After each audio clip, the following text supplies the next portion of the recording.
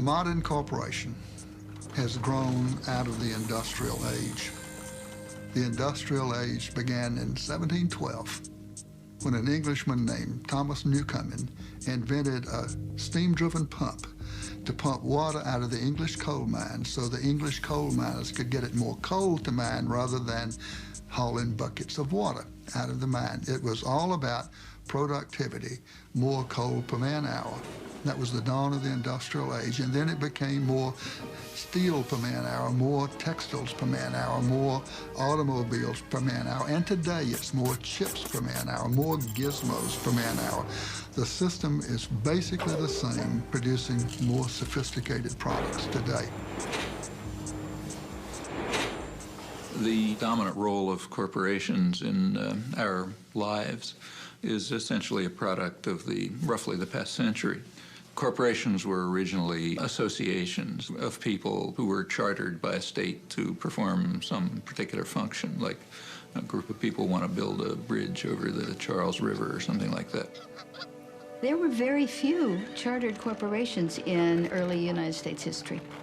And the ones that existed had clear stipulations in their state-issued charters. How long they could operate, the amount of capitalization, what they made or did or maintained, a turnpike, whatever, was in their charter, and they didn't do anything else. They didn't own or couldn't own another corporation. Their shareholders were liable, and so on. In both the law and the culture, the corporation was considered a subordinate entity that was a gift from the people in order to serve the public good. So you have that history, and we shouldn't be misled by it. It's not as if those were the halcyon days when all corporations served the public trust, but there's a lot to learn from that.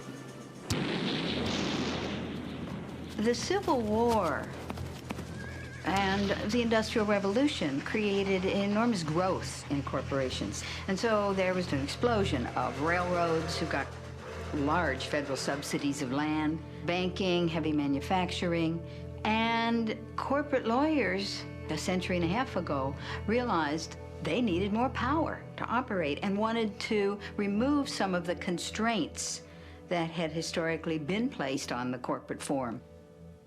The 14th Amendment was passed at the end of the Civil War to give equal rights to black people. And therefore, it said no state can deprive any person of life, liberty, or property without due process of law.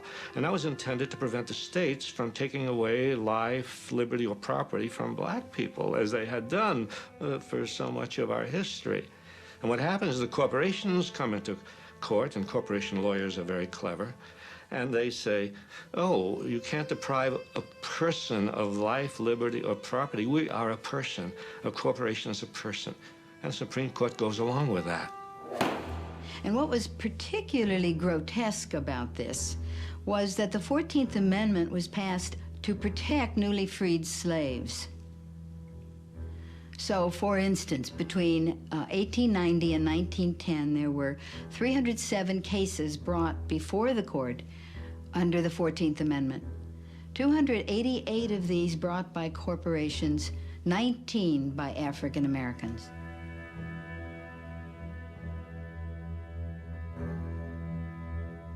$600,000 people were killed to get rights for people.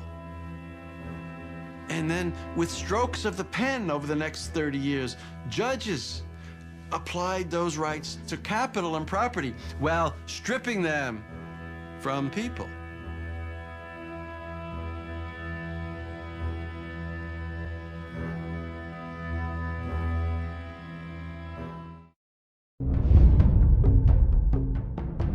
Canada's most popular documentary, The Corporation, now on DVD.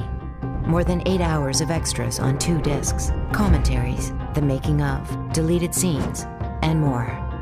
165 new interview clips on 23 topics, with related web links and strategies for change.